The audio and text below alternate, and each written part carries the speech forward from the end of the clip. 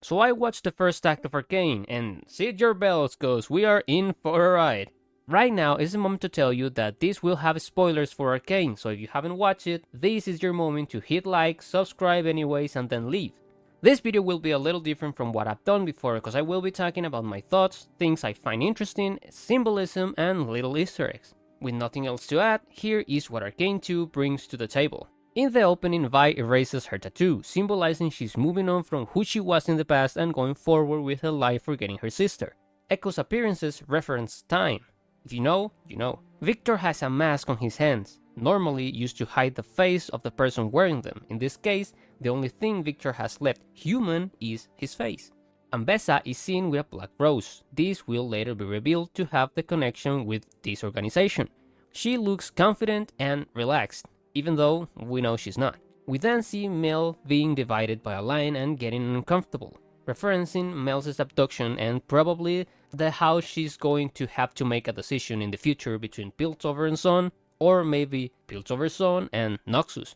We see Jinx waving a flag. This symbolizes a leadership and the union of a group under it. She's going to lead a movement, like a revolution. This will end up in conflict, a war. Uneasy lies the head that wears a crown is a quote from Shakespeare's Macbeth, which means that people like kings and rulers go through a lot of stress, foreshadowing Caitlyn's future. Mel snaps out of the black rose and now is in the spot where her mother was. My theory is one of the two. She rather makes a deal with the black rose, which is very dangerous, or she finds a way to get away from them, which is very dangerous. We move on to episode 1. The starting scene is right after Arcane 1 ended after the terrorist attack over the council with the explosion. For some reason, Jinx's bomb is intact. I find very nice how the very first thing Ambessa does is check on Mel. And I also think this scene is very cool because everyone else is panicking, but we have this shot of Ambessa leading everyone in a calm manner just right after the explosion as well, which shows her experience in war and how good of an authority she is. Victor is dying and we have a change on the League lore. See, in the game, the hex core is on Victor's scepter, but now we have a fusion between Victor and the hex core. This, for all League players, will end up in a Victor rework, or well, at least a VGU. In the council room, we can see that everything is cracked, besides the place where Mel was standing. Caitlyn receives a card from Sallow after her mother's passing, or at least his company. This shot references a past shot in Arcane 1, where his father is the one taking care of her. I really don't know what to make about this, but the hex core reacts to living matter. Maybe it wants to attach, maybe it wants to attack. The hex core Victor new biotechnological approach is something that I really like, because it's a very different and interesting approach. We can see the Victor research, looking for modifications on his body and a focus on his heart, which I thought was going to be where the Hexor was going to be, but then we see the hex core actually fuses entirely with him. Here we can see Vi's old gloves that were destroyed on the family scene in the table last season. Jace says the line, "He was right next to me. How does the explosion do that to him?"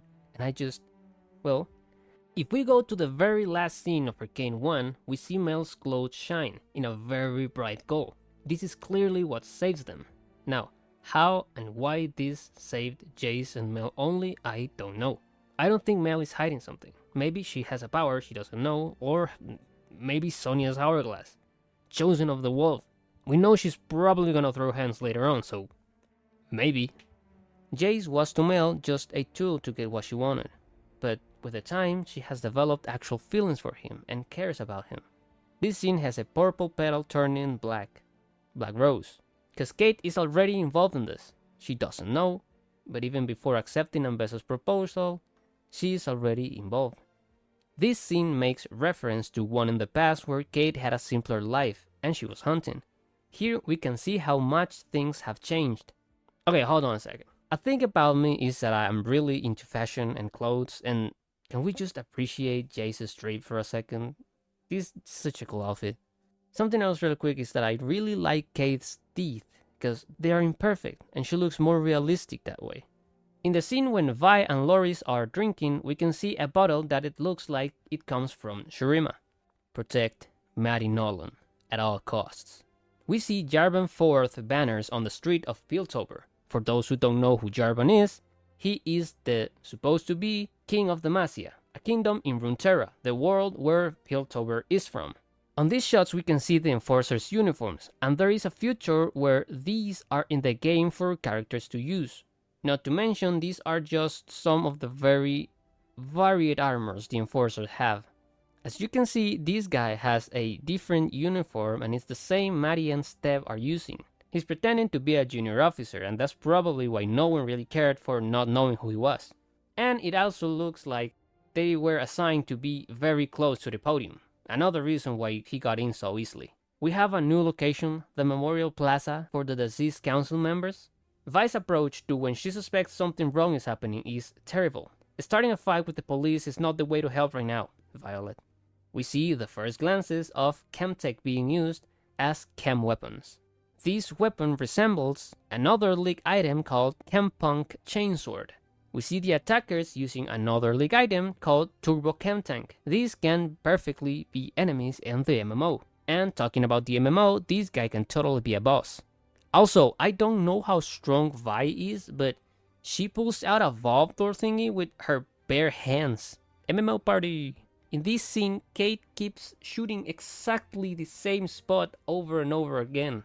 These next scenes show the Noxian troops beating easily the people in the chem tanks.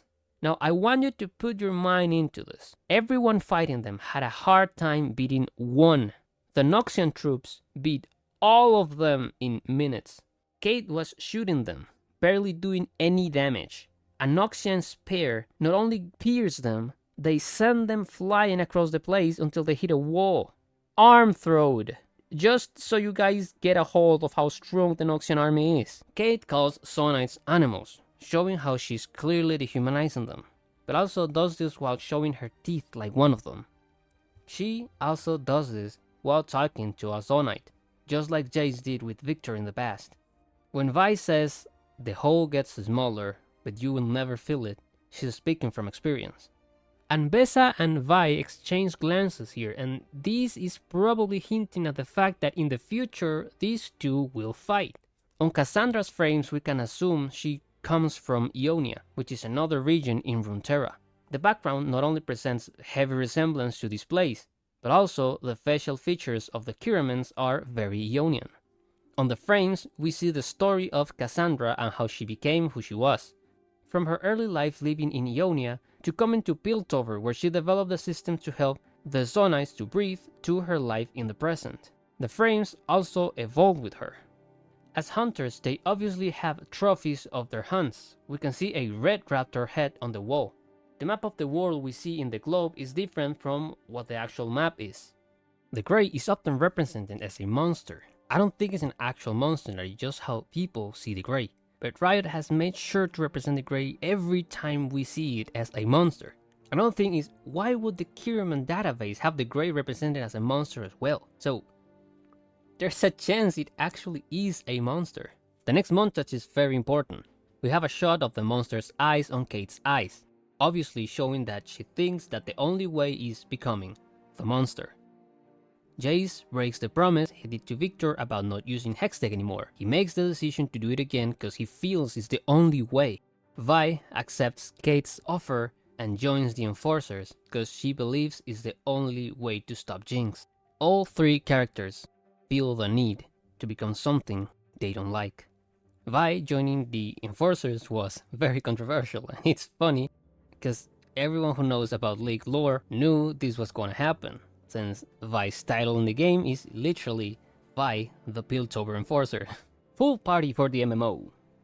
Vi's infamous tutu makes its appearance. And this last scene is really crazy because Singed, who hasn't been mentioned by name yet by the way, is seen fighting a Morgwolf. Morgwolves live in the Freljord, which is another region.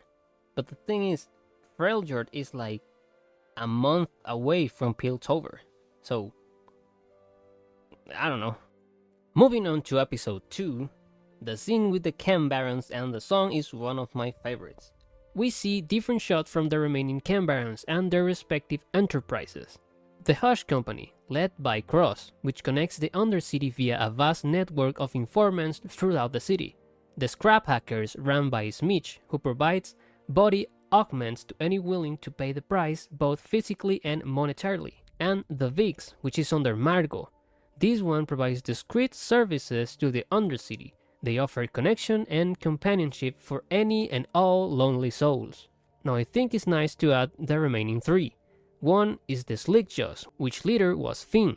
This one provides services for anyone trying to solve a problem, whether by their own hands or theirs. The Sludge Runners, which was Rennie's. This one merged chemical warfare and technology, supplying the Undercity with the most advanced methods for any mayhem money can buy.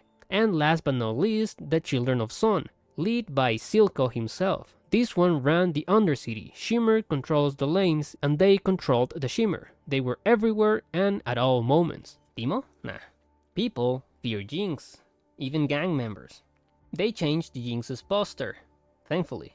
And again, the Grey is shown as a monster. This scene is kinda confusing to me though, cause I really don't know when in time this happens. These guys were the ones chasing Isha. Jinx shoot them, but apparently didn't die. Sevika is not ambidextrous. That woman had way too much trouble to even get the screwdriver in place. On this scene, Jinx says same time every day when talking about Silco needing the shot of shimmer in his eye, and then Smitch later says, "What'd I tell you?" when she walks out, which makes me think she's there out of pure habit. She's not waiting for Sevika, she just goes there at that time because she's used to it. When Jinx grabs Sevika's arm, it shows that even Sevika is, at a certain level, scared of Jinx. Victor's first words are, "What am I?" And then he says he doesn't feel cold. I think it's pretty obvious, but Victor is losing humanity. And I really like this approach for Victor, because the runes are something very powerful, and it makes the hex core look more mystique. If you pay attention to the cane / scepter, it is already transforming and getting corrupted by Victor. In this scene, Victor is not only seeing Sky's book, he also sees the blueprints for the Hextech weapons Jace made, again after Jace promised him not to do it anymore. Even though he's fused with the hex core, Victor still hasn't been healed. He still walks with a limp. Next scene, we see Heimer's infamous and very annoying turrets make their appearance. Heimer is using the same mask he had last scene. Heimer says, "The Brambleback has left the jungle." The Brambleback is a jungle monster in League of Legends. I haven't talked about it, but the animation on this show is insane, dude. Shoutouts to everyone who worked on it, cause it is so good. We see a glance of Janna Adoration. Quick lore drop for anyone who doesn't know, Janna is an elemental wind spirit, and she is adored as a goddess in Sun since she protected the city in the past. Hey, that's Huck. As someone with ADHD, in the scene Jinx is building Savika's new arm, she shows symptoms of ADHD, like stopping multiple times to do anything else while doing a project. At some point she's shown literally just walking away or sitting playing with the stuff. Hey, add another mental disorder to the list. She prepares the arm as a gift, which is interesting considering for who she made it. Savika is a person Jinx doesn't have a good relationship. Again, the Grey is presented as a fiddlesticks? Jinx shows trouble to breathe in the grate, but she's not dying in it. Probably because she's used to it for living down there, but she stayed a very long time there, man. Vi finally gets Clackor's glasses, as she used them in her original skin. Savika is 100% gonna be a champion, and Riot is showing us her abilities in this fight scene. There is no way at this point, come on. People theorize she's Renata Glask, and I really hope they're wrong, by the way. Jinx looks pretty cool on multiple scenes on this fight. I don't like Get Jinx plays, cause it really doesn't make sense. It might sound dumb, but it took away my immersion a little. For those who don't know, Get Jinxed is the song released when Jinx was being added to the game. There's a music video and everything. Isha and Jinx sat down. Remember that scene where I told you I don't know when in time that happens? Where Smitch's accountant goes into the Grey? It still confuses me cause here he is. Victor's eyes are changing colors, and I think this is very cool. The sound Victor makes when he falls to the ground is completely metallic. The only physical thing left on him that could be categorized as human is his face. When Victor heals Huck, he not only fixes his body, he fixes something way more important. His hairline. After this, Victor is instantly getting praised like a god. They will probably start a cult. This will lead to the rework. It fits way too much to the icon it was leaked. Also, this. Final episode. Kate's team goes on a rampage, breaking bones, threatening, even shooting people. But I saw someone saying that, well, the other option was a full-on invasion of Sun with an army. So this one's not that bad in comparison. And well, they might have a point. It still doesn't make it good, but he might have a point. Again, I really don't understand the timeline with this guy. Kate at this point has no patience. She threatens a man to shoot him for sneezing and not talking. He even says that he's sorry. The Great make him sneeze. Even Steb, who has shown to be very stoic, is getting concerned. In the next scene on Rictus' glaive, we can see another league item called Kaenic Rukern around it, and that's why he was able to break the magic. I really wasn't expecting to see the Black Rose so soon. For some reason, the Black Rose needs Ambessa alive. This one is one of the most dangerous organizations in Runeterra. If they wanted Ambessa dead, she would be dead. Ambessa says, "My son is dead. Is that not enough to sate your bloodlust?" And Elora tells Mel later on that whoever she's dealing with took almost everything she had. And, well, that makes me think that Black Rose took Kino's life. And okay, now, this one's gonna be. The next dialogue can mean a lot of things. That if you don't follow Lix's lore and you are only here for Arcane, it's not gonna make sense without me explaining another lot of things. But Amara says, "We know what you're chasing in Piltover. We will not allow it." The only thing that's in Piltover besides the Hextech, it's a Darking. Now, I genuinely don't think they are going to add Darkings on this. That goes way out of control. But maybe it will tease a new show, I don't know. Maybe is Ambessa searching for Singed? I really don't know where this is going. Next thing is the most anticipated kiss in the history of League of Legends. And for those who are Arcane only fans, guys, I'm talking of like 12 years of waiting for this to happen. We all were like, you guys are, you know. This building is owned by the House Medarda. You guys remember I talked about the Demacia? Well, this is the Demacia. We can see Drakebane, which is Jarvan Forth's weapon. The act is showing what it looks to be a king coronation. Now, if this coronation turns out to be Jarvan Forth's coronation, then it will become something very weird. Because this means the events of Mage Seeker and the Mage Rebellion already happened, and it could be as close as last year or even a few months back. Or maybe they are happening right now, and this opens a huge time paradox, because those events happened in the year 997, but the events of Paint the Town, where Jinx meets Six, clearly haven't happened yet, and those happened in the year 995. So, I don't know. Time paradoxes. Lest is wearing what it could be Shuriman clothes. She says Ambessa is spooked. This leads me to think she's not really the villain, maybe an antagonist for now. But I keep thinking she's not as black and white as they are trying to show us. She's just a woman who has gone through a lot and knows sometimes you have to be ruthless.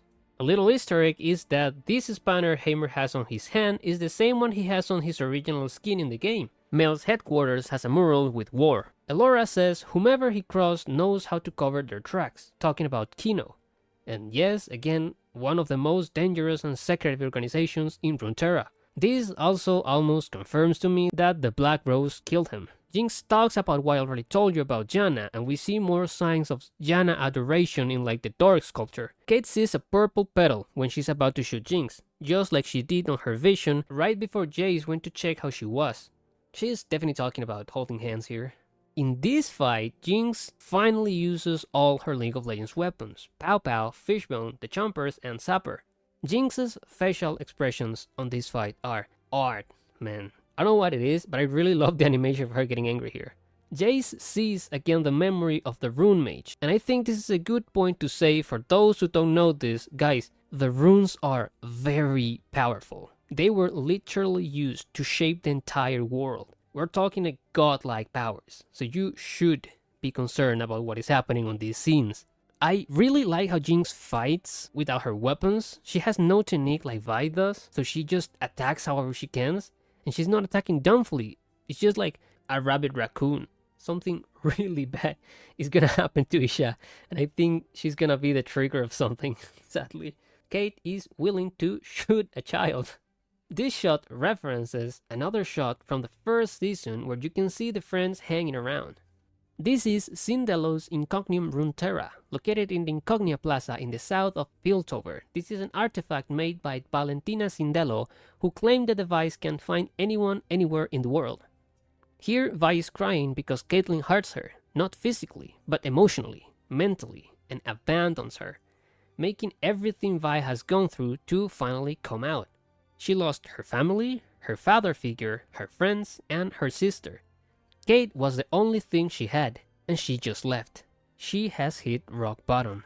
Caitlyn is kind of being very self-centric here, because Vi is going through a lot of stress and mental exhaustion as well, but Kate just keeps pushing and acting like Vi shouldn't have any emotions going on. Here she even looks at her with contempt. Guys, Mel has probably never been in more danger than right now. Ambessa is gonna lose her mind. I love Ambessa's outfit here. These guys are very cool. I don't know which houses are they supposed to be representing here. Ambessa is a great manipulator. Protect Maddie at all costs. I'm being so serious, right? If something happens to her. Caitlyn fully embraces fascism. Now, I want you to see what Caitlyn is wearing, because I want to talk to you about the high color of doom, which is used to purposely point evil in a character. Now, I'm not saying she's evil, I'm just pointing out how she's turning into something rather silly. At the beginning of the video, I said Jinx will lead or act as a catalyst for a movement, and the militarization of the police force will only lead to more violence and more displeasure from the already alienated and terribly treated Zonites, which is going to lead to said revolution. War will happen. Arcane is pick. But anyways, thanks for watching. Remember to like and subscribe, comment your everythings down there, and I will hopefully see you in the next video.